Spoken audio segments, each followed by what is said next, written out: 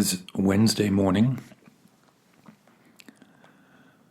and it's the first week of kind of social distancing practices, right? So I'm very fortunate in that my job is an office job, and it's one that I'm able to do from home. So I know how privileged and lucky that makes me, that I can continue to work through the disruption that everyone is experiencing. So this morning I was meditating, and I was sitting, and I was trying to do a concentration practice, right? So concentration practice focuses on an object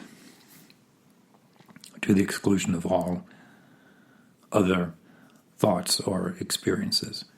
So the objective for concentration practice is that intentional restriction of input.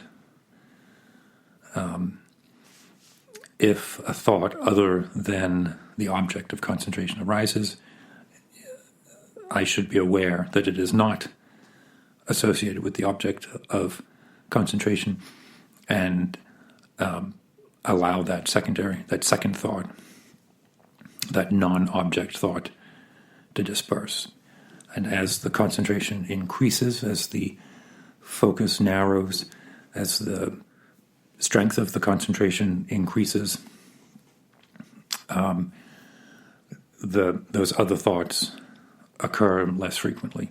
But the key is to understand the difference between the object that we have decided is the focus of concentration, and then anything else that is not that object, whether it's a thought or a physical sensation or a sound in the environment that is not from the object. Right, that clear distinction, object, not object. Concentration practice is different from broad awareness practice, for example, stillness practice or insight.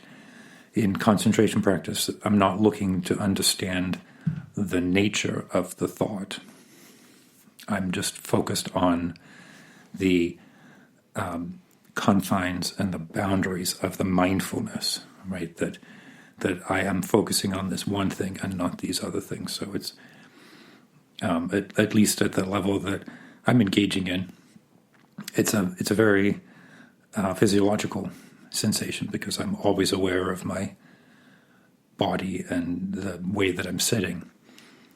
And then that reckons up against the concentration, right? Because if my knee hurts, I should be able to identify that it is my knee that is hurting, and that it is not an aspect of the object that I'm focusing on. And that may sound very straightforward, but if you try it, if you sit for a minute and look at a letter or a picture or a mandala of some kind, anything can really be the object of concentration. You could have a sound, like a mantra.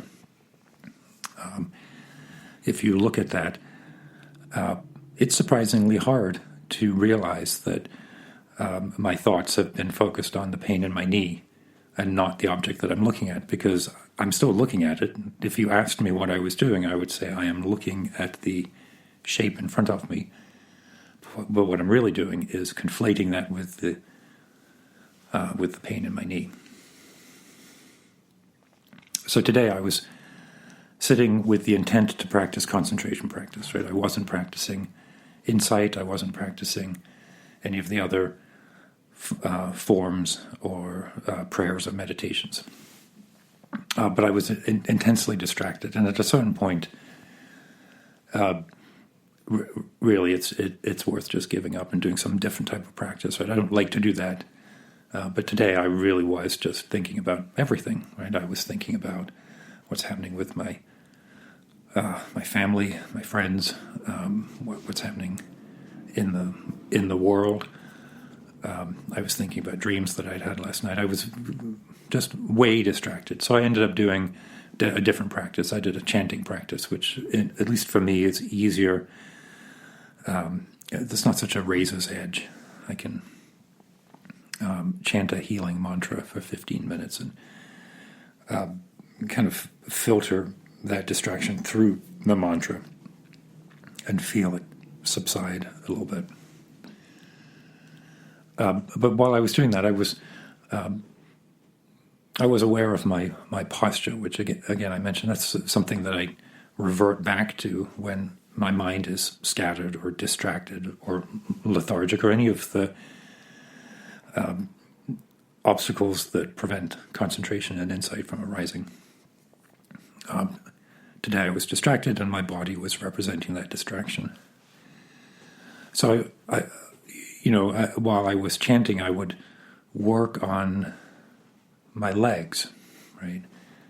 And I mean that. I would, I have some tightness in my hips, and there are a few sort of gentle swaying motions that in a seated position can help with that. But it occurred to me that some of the tightness is actually because I'm too relaxed, right? In a cross-legged pose, if you're too relaxed, the structure of the pelvis or of the hips is incorrect, right? Sitting cross-legged is not relaxation in the sense that it is the abdication of posture, if that makes any sense. There's actually a very vital sense of tension in the posture that is necessary for the posture to be truly relaxed. And I'm doing that now in scare quotes because I use scare quotes because I'm dumb, I think, because it's radio. But I need a different word, right? Relaxation in the sense of floppiness. It's not what's needed. Relaxation, even in the sense of no tension, is not what is needed. What's needed is this correct tension, and the best way I can describe it is that from the arch of my foot through the back of my leg up into the hip is like a single line that needs to be equally taut, not stressed and not tight, but taut, T-A-U-T, not T-A-U-G-H-T, although it does need to be taut. Tautness needs to be taught. God, English is a fucked up language, isn't it? So those are two words, taut, T-A-U-T, meaning, an appropriate level of tightness or tension, and taut, T-A-U-G-H-T, meaning the exposition of wisdom in the past tense.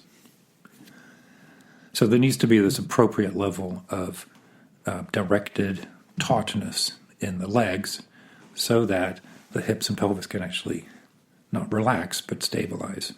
And it's a real effort. I was finding that I had to really work to hold particularly the hip tension. And it's a workout. Like at a certain point I couldn't hold it anymore because the muscle had reached its exertion level. Like if you're doing weights, like in a gym, pumping iron, you kind of get to a point where the muscles have reached their capacity and you need to take a break.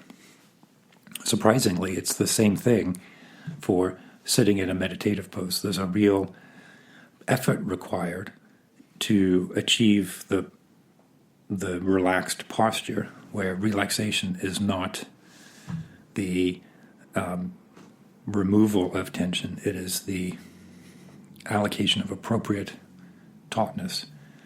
Again, for me, the way that I feel it, it's from the arch of the foot up through the calf to the side of the knee up into then the hip, and that all needs to be kind of active at the same time.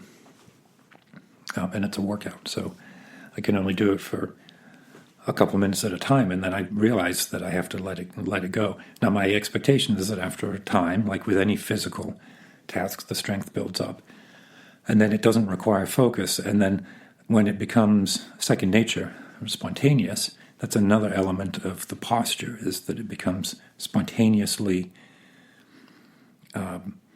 appropriate. Right? I'm looking for words other than relaxed, because even then it is poised between tension and no tension, and the balance of those two within the body is then reflected in the balance of the mind.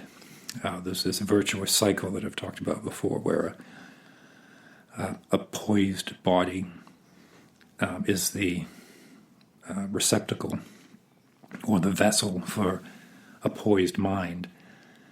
And it's very difficult to have a focused mind if the body is distracted through discomfort or bad posture. But then once the mind achieves that state, there's a level of bliss or satisfaction that feeds back into the body and makes it easier to maintain the posture. So look, I think I'll stop there and put this up. Who knows what the next weeks or months are going to bring. I hope everyone out there is doing as well as you can, and stay in touch. Everyone stay in touch with each other, and namaste.